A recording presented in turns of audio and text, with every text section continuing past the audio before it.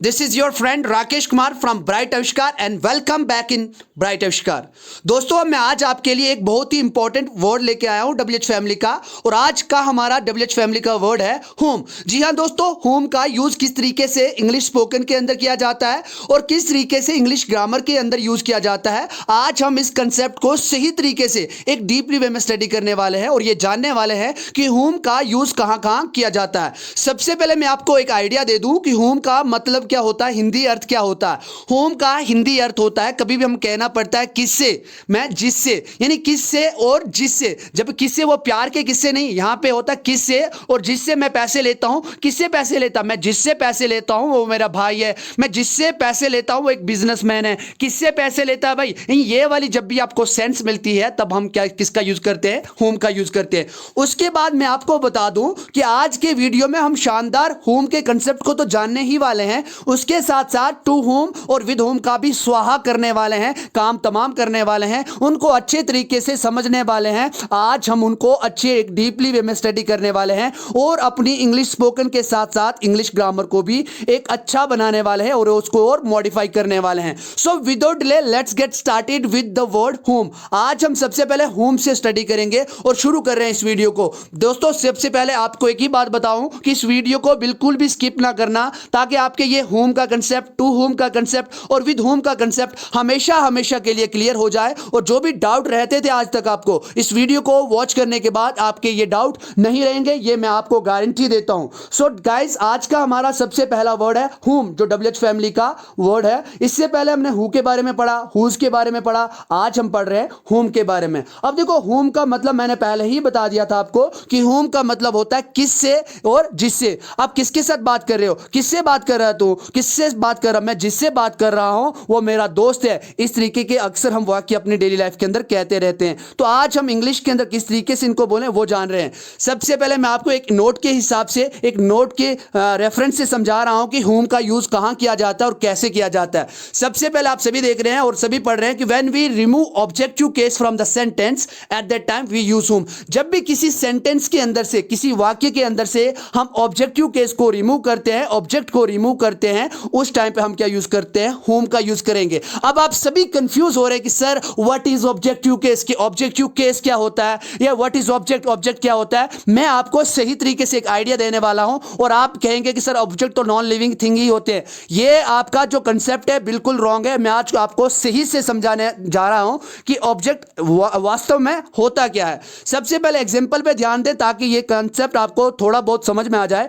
और फिर एग्जांपल्स के ऊपर जब जाएंगे तो आपको ये पूरी तरीके से ये कंसेप्ट क्लियर हो जाएगा। जैसे ही इज आर्ग्यूइंग विद हर, वो लड़का उस लड़की से क्या कर रहा है, बहस कर रहा है। ही इज आर्ग्यूइंग विद हर, वो लड़का उससे बहस कर रहा है। अब आप मुझे पूछेंगे कि राकेश सर वो लड़का किससे बहस कर रहा है, तो तब आप किसका यूज करेंगे, होम का यूज करेंगे। यहां पे जो हर है, यहां पे आप ऑब्जेक्टिव केस क्या है, हर है, क्योंकि जो ही है यहां पे ये क्या है, डूअर है, कोई एक्शन करने वाला करता है, यानी इसको सब्जेक्ट कहते हैं। और जो हर है ये कि यहां पे क्या है, ऑब्जेक्ट है, यानी इसको हम ऑब्जेक्टिव केस कहते हैं। सबसे पहले एक आइडिया लेके चले, आप बोलोगे सर वो लड़का किससे बहस कर रहा है, तो तब आप तो पहले इंग्लिश के अंदर क्वेश्चन बनाएंगे, इज ही आर्ग्यूइंग विद हर, क्या वो उस लड़की से बहस कर रहा है क्या। हर को आप कैंसिल करोगे, हर को धक्का मार के दरवाजे से बाहर निकालोगे, क्योंकि हमने ऊपर पढ़ा नोट के अंदर, जब भी किसी सेंटेंस के अंदर से हम ऑब्जेक्टिव केस को रिमूव करते हैं, धक्का मार के बाहर निकालते हैं, उस जगह पे हम क्या यूज करते हैं, तो इसी तरीके से जब आप हर को कैंसिल करोगे, रिमूव करोगे, उस टाइम पे आप सबसे पहले क्या यूज करोगे, होम। तब आपका क्वेश्चन बनेगा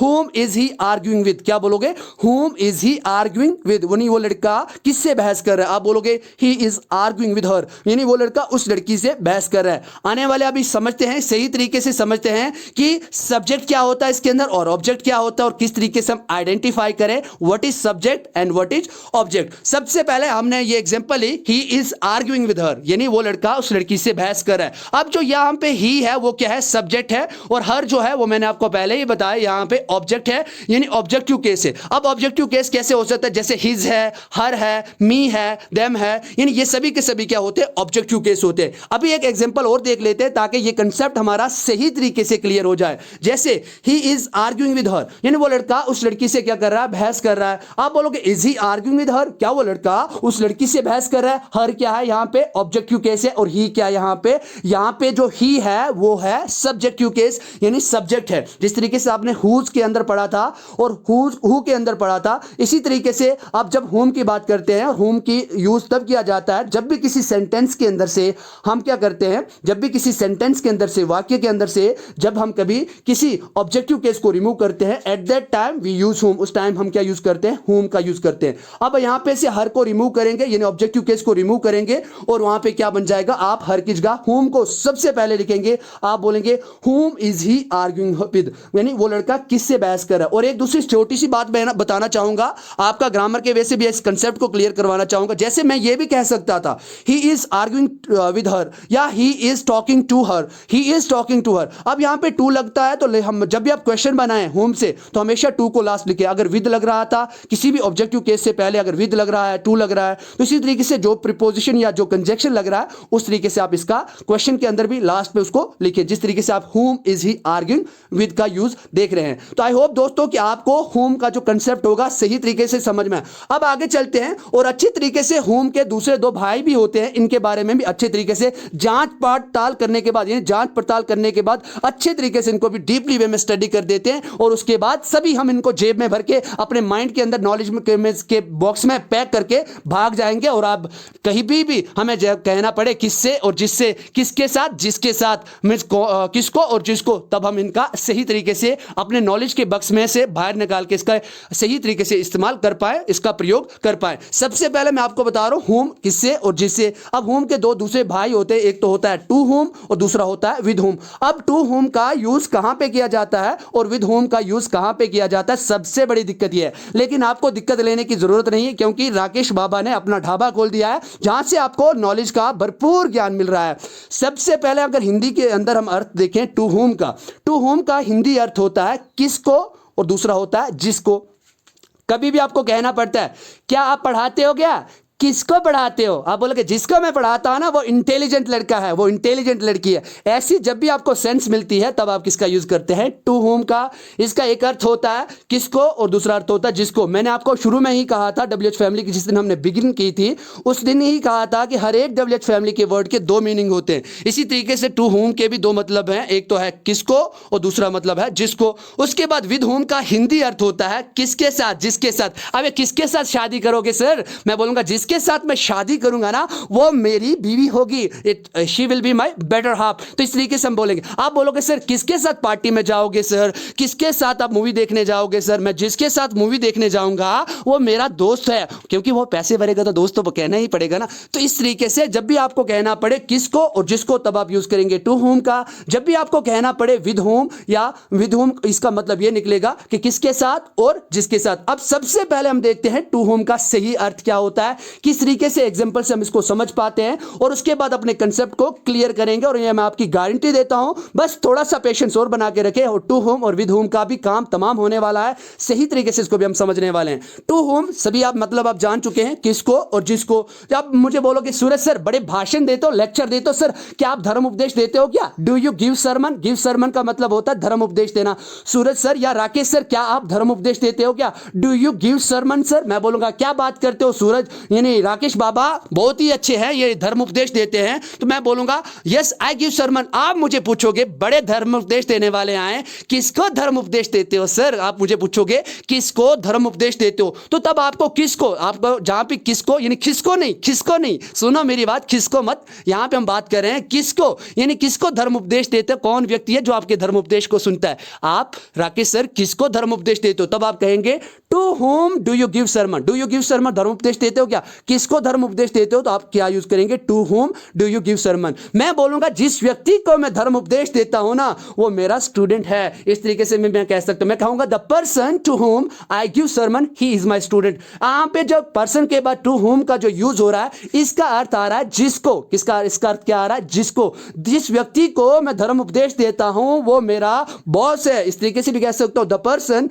to whom I give sermon he is my boss. अब ही इज माई बॉस, इसके बाद आप अपने अपने ही इज के बाद कोई सी भी कंडीशन आपके अकॉर्डिंग आप रख सकते हैं। ही इज माई एनिमी, आप वो मेरा दुश्मन है। ही इज माई यंगर ब्रदर, वो मेरा छोटा भाई है। इस तरीके से ये आप पे निर्भर करता है कि आप कौन सी कंडीशन या कौन से सेंटेंस को रखना चाहते हैं। अगर आपको ऐसा करना पड़े कि जिन लोगों को मैं धर्म उपदेश देता हूं, तब आप कहेंगे the people to whom I give sermon, जिन लोगों को मैं धर्म उपदेश देता हूं, they are my pupil, वो मेरे सभी के सभी क्या है, शिष्य हैं, डिसिपल है, वो सभी के सभी मेरे शिष्य हैं, चेले हैं। तो इस तरीके से आप क्या कर सकते हैं, टू whom को सही तरीके से इंप्लीमेंट कर सकते हैं अपनी स्पीकिंग के अंदर या अपनी राइटिंग ऑफ इंग्लिश ग्रामर के अंदर भी आप इसको सही तरीके से यूज कर सकते हैं। उसके बाद आपको मैं स्ट्रक्चर बता रहा हूं, देखो डू, डिड और विल, ये सभी के सभी तीन वर्ड होते हैं जिनको हम टाइमिंग वर्ड भी कहते हैं। डू प्रेजेंट के लिए, डिड पास्ट के लिए और विल फ्यूचर के लिए। इनके साथ भी आप इसका यूज कर सकते हैं। आप बोलोगे sir to whom do you go to, to whom do you donate blood, आप रक्तदान करते हो क्या, डू यू डोनेट ब्लड, किसको रक्तदान करते हो सूरज सर,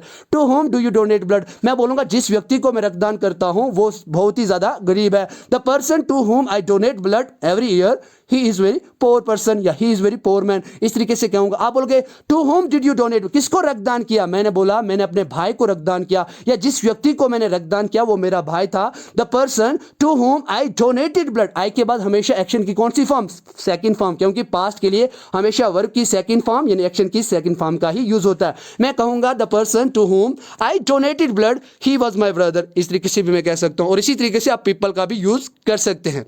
अब चलते हैं, बात करते हैं विद होम की बात करते हैं, यानी किसके साथ, जिसके साथ सूरज सर किसके साथ शादी करोगे, मैं आपको बता दूं जिसके साथ मैं शादी करूंगा ना वो मेरी बीवी होगी, वो मेरी पत्नी होगी, वो मेरी अर्धांगिनी होगी। अर्धांगिनी को इंग्लिश में कहते हैं बेटर हाफ। अब बोलोगे सर विद होम किसके साथ और जिसके साथ, आप बोलोगे सर क्या आप जीडी के अंदर पार्टिसिपेट करते हो क्या, इतने बड़ी बड़ी बातें तो फेंकते हो सूरज सर, क्या राकेश सर क्या आप जीडी के अंदर पार्टिसिपेट करते हो क्या, do you participate in GD, क्या बोलोगे मुझे, do you participate in GD, तो हम कहां रुकने वाले हैं, हम करते हैं तो हम बोलेंगे yes I participate in GD. आप बोलोगे सर तो दिखने को तो मिलते नहीं, ना ही तो आपके फ्रेंड दिखते हैं ना ही आप दिखते हो। आप सूरज राकेश सर किसके साथ आप जीडी में भाग लेते हो, किसके साथ जीडी में पार्टिसिपेट करते हो, तब आप मुझे पूछोगे, पहले तो पूछोगे do you participate in GD, मैं बोलूंगा यस। अगर आपको नहीं लगा आप मुझे पूछोगे कि आप बताओ, या दोस्त भी आते हैं, यानी किसके साथ आप जीडी में भाग लेते हो, आप तब मुझे पूछेंगे with whom do you participate in GD. Sir क्या पूछेंगे आप, with whom do you participate in GD. हम भी कह देंगे कि जिस व्यक्ति के साथ हम जीडी के अंदर भाग लेते हैं,